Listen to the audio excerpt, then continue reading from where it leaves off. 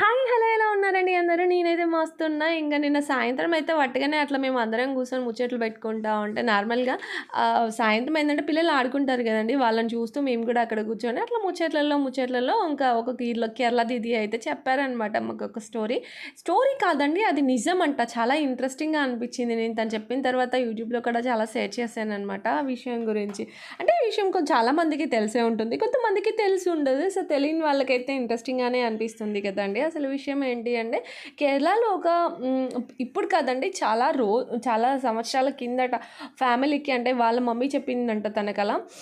వాళ్ళ ఫ్యామిలీకి ఒక దంపతులకి అసలు పిల్లలు లేరంట. వాళ్ళకి పెళ్ళై 20 సంవత్సరాలైనా పిల్లలు లేరంట. అట్లా అట్లా గడుస్తున్న రోజుల్లో ఒకరోజు కేరళలో పాములు ఎక్కువగా ఉంటాయంట అండి. ఇప్పటికి కూడా అది ఇది చెప్తా ఉంది. అంటే నార్మల్‌గా వాళ్ళ ఇంట్లోకి కూడా వస్తూ ఉంటాయంట. వాళ్ళు జస్ట్ అట్లా వెళ్ళిపో అంటే ఖతం ఇంకా అవి వెళ్ళిపోతాయంట. అసలు వాళ్ళనేం జేయవంట. సో, అట్లా కేరళలో పాములెక్కువంట. అట్లా ఏదో ఫైర్ యాక్సిడెంట్‌లో ఒకసారి పాములన్నీ చనిపోతూ ఉంటే, ఒక పామునైతే వాళ్ళ దంపతులైతే సేవ్ చేశారంట అండి. అట్లా సేవ్ చేయడం వల్ల ఆ పామనేది వాళ్ళకొక వరం ఇచ్చిందంట. ఆ వరం ఇవ్వగానే తనైతే ప్రెగ్నెన్సీ అయిందంట. అలా వాళ్ళకి కవల పిల్లలు పుట్టడం జరిగింది. ఆ కవల పిల్లలు పుట్టారు కానీ ఏంటి అంటే, ఒకరు మనిషి రూపంలో, ఇంకొకరు పాము రూపంలో పుట్టారంట. ఇంకా అట్లా పెరుగుతూ ఉంటే ఇంక తను పామైనా సరే తన బిడ్డ గదండీ! ఎలా వదులుకుంటుంది తల్లి. సో, ఇంకా అట్లా పెంచుకుంటూ ఉంటే చాలా కొంచెం పెరిగి పెద్దవుతుంటే ఆ మనిషి ఉంది కదా! ఇంకా ఆ పాము రూపంలో ఉన్న తనని చూసి భయపడ్డము, అట్లా చేయడం. అందరూ చూసి భయపడడం వల్ల ఇంకా ఆ పామయితే తనకి హెయిర్ కూడా ఉంటుందంట అండి.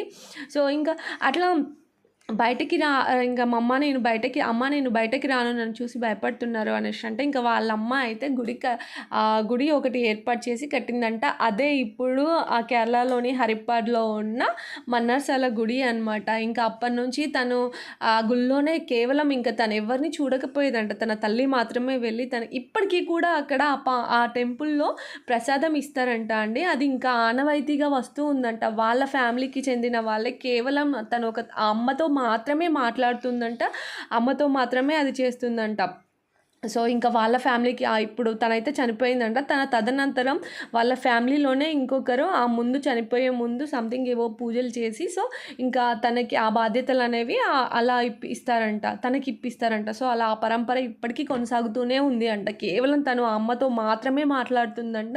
అది నేను అంటే నార్మల్‌గా స్టోరీ అనుకున్నాను కానీ కాదంట. అది ఇది చెప్పారు. లేదు దీది అది నిజం. ఆ పరంపర ఇప్పటికీ కొనసాగుతూనే ఉంది. అండ్ ఏ చిన్న కష్టమొచ్చినా, ఏదైనా దోషాలున్నా, ఏమున్నా సరే మనం ఆ